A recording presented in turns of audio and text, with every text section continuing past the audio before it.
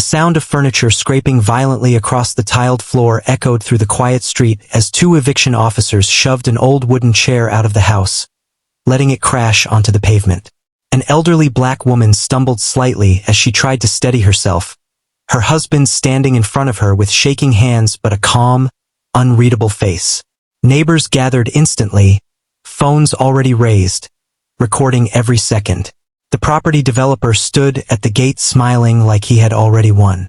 "Pack your things and get out quietly," he said coldly, adjusting his expensive watch. "This house is worth more than your entire lifetime." The crowd murmured. Some shook their heads. Others whispered, but no one stepped forward. "Before we go any further, we'd love for you to hit that subscribe button. Your support means the world to us and it helps us bring you even more powerful stories. Now let's begin." The elderly man finally spoke, his voice low and steady. "We have lived here for over 30 years. The developer laughed sharply.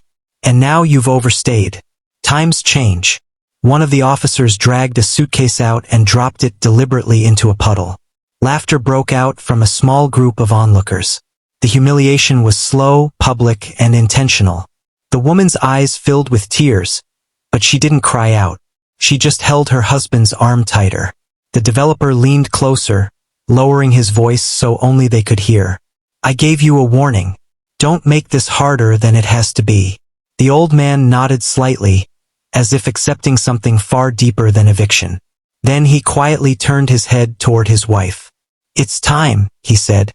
She hesitated. "Are you sure?" He reached into his pocket and pulled out a worn old phone. The developer noticed and scoffed. "What, you calling the police? They're already on my payroll for this area." But the old man didn't respond.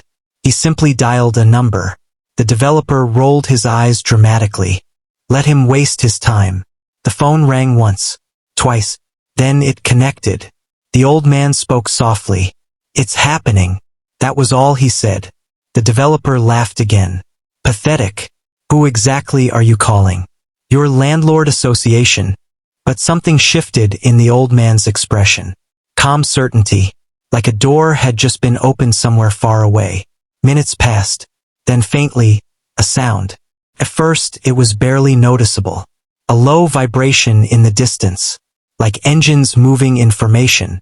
A few people in the crowd turned their heads. "What is that sound?" someone muttered. The developer paused for the first time, his smile fading slightly. The vibration grew louder, closer. More engines joined in. The old woman slowly lifted her head, her eyes now steady instead of fearful. She whispered, almost to herself, "They said they would come if we ever needed them." The developer snapped back into control, forcing a laugh. "This is ridiculous. You think someone is coming to save you? From what? A legal eviction?" But even as he spoke, a black SUV appeared at the far end of the street. Then another, and another. The crowd went silent. Phones tilted upward. Recording became frantic. The developer's expression tightened as the first vehicle slowed and stopped directly in front of the house. And then the second one pulled up behind it. Doors didn't open yet. Not immediately. Just silence. Heavy. Intentional. Suffocating. The old man lowered his phone and said calmly, "They're here." The developer swallowed for the first time, his confidence cracking just slightly. Then the first door opened. The first SUV door opened slowly, deliberately, as if whoever was inside wanted every second of silence to weigh down on the street. A tall man stepped out in a tailored black suit, his expression controlled, unreadable. Then another door opened, and another. One by one, more figures emerged, men and women dressed in professional attire, their presence alone shifting the atmosphere. The crowd that had been noisy moments earlier went completely still. Even the phones stopped shaking. Nobody wanted to miss what was about to happen. The property developer forced a nervous laugh, but it came out uneven. "What is this supposed to be? A dramatic entrance? You people think you can scare me with suits?" No one answered him. The elderly couple remained at the doorway, standing side by side. The old woman's hand was still wrapped tightly around her husband's arm, but now it wasn't fear holding her anymore. It was something steadier, something rooted. The man in the black suit stepped forward. His shoes clicked against the pavement, each step measured. He looked directly at the developer. "Step away from the property," he said calmly. The developer blinked. "Excuse me?" The man didn't raise his voice. He didn't need to. "This property is under legal protection. Any further attempt to remove them will be considered unlawful interference." A ripple moved through the crowd. "Legal protection?" someone whispered. The developer scoffed, but now there was a slight tremor in his tone. "Do you even know who I am? I own half of this district's redevelopment contracts." Another figure stepped out of the SUV. A woman this time holding a folder. She opened it slowly, as if performing a ritual, then spoke without looking up. "You are listed in 3 active investigations for coercive eviction practices, falsified notices, and intimidation of protected residents." The developer's face stiffened. "That's nonsense." She finally looked at him. "It's documented." A few people in the crowd gasped. Someone accidentally dropped their phone, the sound cracking through the tension. The elderly man finally moved forward for the first time. Slowly, calmly, he stood between the developer and the officials. "I never wanted this to go this far," he said quietly. The developer laughed again, but it was hollow now. You think you're some important man because a few people showed up in suits." The old man didn't react. Instead, he reached into his pocket again and pulled out a small folded document. It looked old, worn at the edges. He handed it to the suited man. The developer squinted. "What is that supposed to be?" The suited man unfolded it carefully, then handed it to the woman with the folder. Her eyes scanned it once, then widened slightly. A shift passed through her expression. Then she spoke again, slower this time. "This is the original custodial foundation agreement." The crowd leaned in. The developer frowned. "What agreement?" The old man finally turned his head toward him. "The house you're trying to take," he said softly, "was never just a property." A pause. "It was part of a foundation built to shelter abandoned children.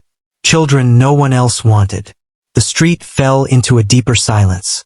The old woman's eyes glistened now, but she still didn't cry. The suited man spoke again, this time louder so everyone could hear. "You are not evicting tenants. A beat. You are interfering with a protected humanitarian trust." The developer's confidence finally cracked fully. "No, that's not possible. That house is private property. I checked everything." The woman with the folder shook her head. "You checked ownership records, not legacy filings." Murmurs erupted in the crowd. Confusion. Shock. Realization. The developer stepped back slightly for the first time. This is some kind of trick. But even as he said it, more vehicles began arriving at the end of the street. Not SUVs this time, official cars. Legal insignias. Press vans. People started getting out. Cameras. Reporters. Observers. Someone had leaked it. And now the entire situation was becoming visible beyond the street. The old man exhaled slowly, almost sadly. "You thought we were easy targets," he said.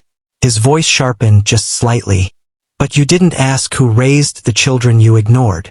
The developer looked around, panic finally rising in his chest. The crowd wasn't with him anymore. They were watching him, judging him, recording every second.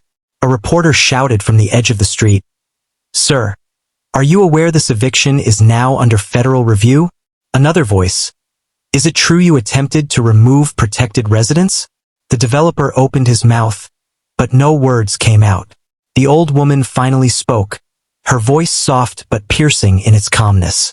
"We never had much," she said, "but we never raised children to be powerless." A final SUV door opened, and this time the person who stepped out made the developer freeze completely. Because they weren't just professionals. They were the children, all grown now, successful, united, and they were all looking directly at him.